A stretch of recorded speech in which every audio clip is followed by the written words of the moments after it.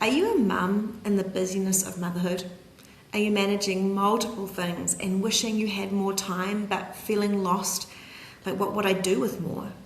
Are you tired, hungry, and just not sure what this season really has for you? Do you believe that there is absolutely no way that you could start something new or manage something new in this season? What if this season is a season to plant seeds, and that one day you will look back and be thankful for the woman who planted them? Well, welcome to Mum with a Side Hustle. It is so great to have you here, and this week we are continuing with our series 40 Days of Courage, which is a book that I've been writing for mums who just are going through that newness of becoming a mum. Maybe you're 1 or 2 or 3 kids in and you just need to find yourself again. Well, 40 Days of Courage is 40 stories from my life, but 40 ways that we can rise in courage. And today I'm really excited to be bringing you another chapter about the courage to call your longings a holy desire. I know that seems a little crazy, but first of all, I want to welcome all of the Mum Tribe who are watching with us here today. It's really great to have you all. Thank you so much for being part of this journey for the last 2 years. I love you. I'm so grateful for you. And look, if you're brand new, why don't you just drop a hi and where you're from in the chat. I'd love to connect with you. And do you know what? This Mum Tribe is wide open. If you're a mum in the season of motherhood and you are interested in building dreams, building business, then we are your tribe, we're your people, and we would love to connect with you. So this week, God has been highlighting to me that I've been believing that my business, Mum with a Side Hustle, is kind of not able to be a calling, that it's sort of illegal to call a business a calling. And it's been an interesting revelation to me because I have always been a great believer that nothing that we do is apart from God's calling on our lives. Like we can be helping people or we can be making money, and this is all an expression of who God made us to be. But what I've realized this week is that I've been deeply believing that running a business isn't really as important as other parts of the world that God thinks is important. For example, being a pastor or being in ministry, like my husband and I were as worship pastors and associate pastors, that was pretty much easily a calling. You know, I've done other jobs where I have been running camps for young people, definitely a calling. I was a counselor and I was helping people, that felt like a calling.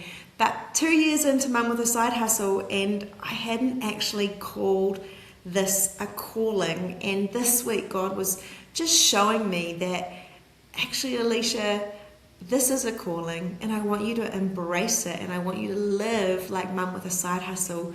A business is a calling.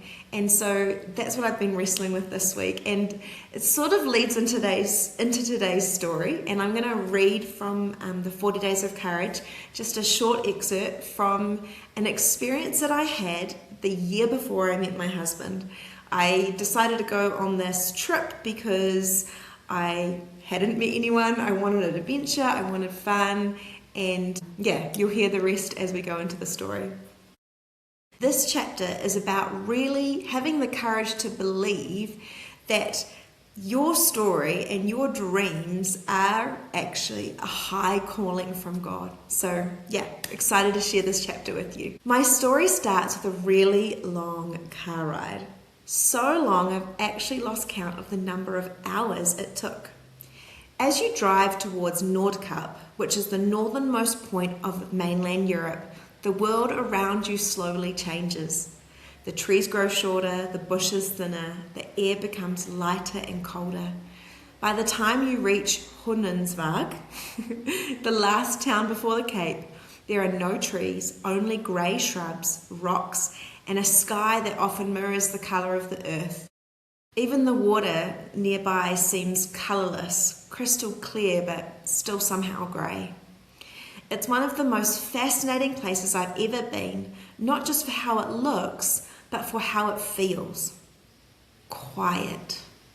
So quiet it hums. It felt like standing at the edge of the world. like I was walking in the footsteps of countless souls who had made pilgrimages of their own, searching for something bigger than themselves. To get there, you travel through underwater tunnels, one of them stretching 6 kilometers, connecting island to island until you reach Magaroi. I really am saying these names wrong. In summer, the sun never sets. From mid-May to the end of July, the daylight stays with you. In winter, the opposite is true. Darkness settles in and stays for months, with barely a glimmer in the horizon. Reindeer roam freely through the villages. Fishing boats and houses are painted cheerful colours to brighten the stark landscape. It's haunting and beautiful, and it left an imprint on my soul. That journey in 2016, I didn't know what it was really for. I just knew I had to go. I knew I was longing for more, but I didn't know if I deserved a holiday or an adventure, or if I should be spending all that money instead of putting it into my mortgage. But here's what I want to suggest. The dream for that journey was planted in my heart by the Creator Himself. He had been calling me. How profound a love that Father God would want to take me across the world, across oceans, to places I didn't even know existed, possibly somewhere I'll never return to, just to stand at the edge of the earth and admire me, admiring His creation. So what was God actually calling me to do? I feel like God was calling me to go where I hadn't been before. He was calling me out of New Zealand to the other side of the world to adventure and enjoy. He was showing me what was important to Him. You know, through that experience, I actually stopped feeling like I had to justify going on an adventure. There didn't need to be a reason or a purpose. I could adventure for adventure's sake. And that was enough. Just like how I am adventuring into business in this season. I have permission, even if it is not my background, not my experience, and I'm adventuring with God. You know, I started to realize that God's callings don't fit into conventional boundaries. God doesn't have to bow to our culture or to the things that even the church seems to emphasize as really, really important. He's God, and He wants to take you out and teach you His true values, and it's pretty exciting. You know, in this season, He's been calling me to craft a message for mums.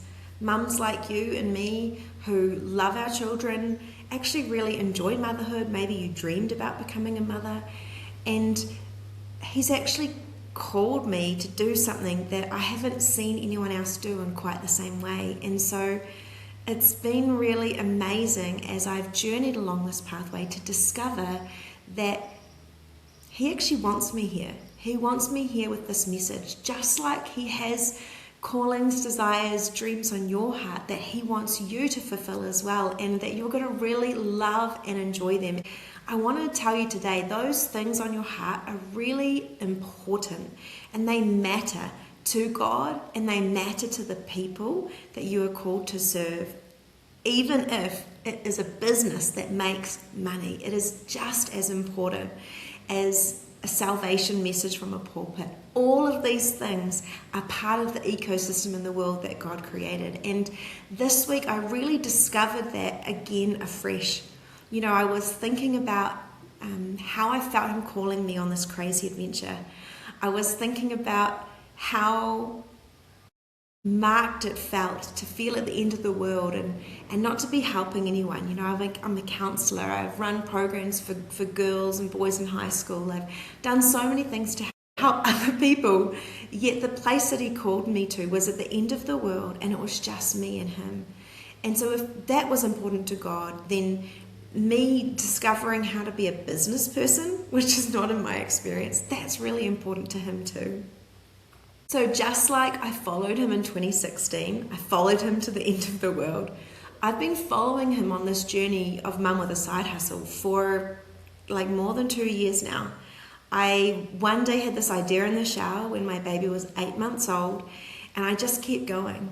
And it's been an amazing journey, and I feel like it's so similar to what I had already experienced when I followed him out to Europe, to Nordkapp, to the northernmost part of the world. You know, neuroscience actually teaches us that our brains filter possibility through our identity. So for example, if you are in fight or flight mode because of motherhood, you'll always be thinking about how the world around you is limited. But if you are in a place of possibility and dreaming, you're actually going to start to notice opportunities, you're going to find ways, and you're actually going to be able to change the world around you and change your identity and who you believe that you are. It's really quite amazing.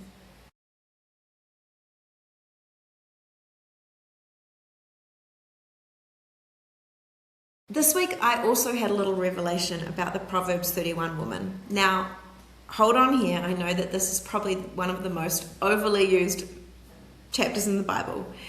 And for a lot of us, it feels like, great, I've got to cook more, make more clothes, manage more, be a businesswoman, I've got to be more. But I actually don't think that's the archetype that God left us. And this week, as I was starting to really think about mum with a side hustle as a business that I'm called to, I started to feel like Proverbs 31 woman was the woman I wanted to be. And here's a list of things that she is which really inspired me. You know, she fears the Lord. She has this deep relationship with him. She's trustworthy. She sees opportunities. She buys land, plants vineyards. She trades profitably. She manages a household. She cares for the poor. She speaks with wisdom. She prepares the future. She is respected, and she is strong and dignified. You know, this woman is not apologizing for being an entrepreneur. And her business is actually woven into the fabric of her family. It's not like family versus business. It's like family gets to see her run a business. The business benefits the family. It's kind of all together. You know, it strengthens her household and it allows her to live out of generosity. Before Mum with a Side Hustle, I was a mum, I was a worship leader, I was a social entrepreneur. Everything I did, I pretty much did for low pay or gave away my time for free and for love. I did not hate what I did. I loved it very, very much. But now I actually find myself in a world where I want to create finances through business, and suddenly I have to think about myself differently. And for us mums, I believe that this identity shift is really, really important. You know, I'm 41 now, and I think that as I've hit 40 and as I've gone through the changes of becoming a mother, I have 2 kids, I've actually had to rebirth my very self. And it has not been easy, and I'll tell you that there's been some pain, but I'm really excited to discover all that God has actually placed inside me that I haven't yet expressed throughout my life. And I feel like it's just the beginning. You know, I am becoming the kind of woman who leads other women on a transformational journey towards becoming a businesswoman. That is not someone I ever thought that I would be. So I have some questions for us, like I do every week, and these are just opportunities for you to really start to reflect and think about this topic for yourself. Have you ever thought that there might be more to who you are? I wonder, what is forcing you to discover an expression of yourself that is beyond your lived experience? So for example, the toughness of motherhood, the trials, the things that you go to, or the need for more money now that maybe you had to give up your career because you wanted to be able to stay with your children. It could be a number of things, but something in your world is tough right now, and it's actually forcing you to discover a new identity claim about who you are. Could it be that others will be blessed by what you discover? You know, your friends, your family, people you haven't met yet. And what if it's uncomfortable along the way and you have to overcome and grow? Who might God be inviting you to become? And every week we do a courage challenge. And this week I want to really give you the opportunity to start thinking about yourself or your business idea as a calling. You know, what would be different if you actually claimed it as a holy calling, as a holy longing? You know, would you think about yourself differently in some way? Would you dress differently? Would you seek different friendships? Would you look for different training? Would you put yourself out there in a different way? This week, take the opportunity to just start to wonder if what I'm doing is my calling. I mean, I think motherhood is a calling, but have you given yourself permission to think that your business might be a calling? And so start to wonder what that might mean and who that might impact and who you might become. So that's our challenge this week. This call has stirred something in you and you'd like to know how to get started with a side hustle. I've created a guide to help mums, and it's a mixture of practical businesses that would really work well for motherhood that include leverage, but also things to help us shift our identity. One of them is called the Master the Code Challenge, which I love doing with mums because it really helps you dream again, it helps you put systems in place, but it also helps you identify how you might be self-sabotaging, which is why you quit and you don't keep going. And so if you'd be interested in that, there will be a link in the description and you can grab that. We also have a community of mums that you can join, and every week after this call we jump on a Zoom together and we learn and we grow and we chat and we catch up. So if you would like to get that Zoom link, then just grab that resource and I will be sending that to you every week. This week I want you to remember that you have permission to dream and you have permission to become someone new. God isn't asking you to do more and work harder, but He is inviting you into an opportunity to grow in your identity and discover more of who He created you to be. I believe that along the way you'll discover that your longing is actually a holy calling. And as you grow, your community, your family, and those around you will grow too. Thank you for being with me today.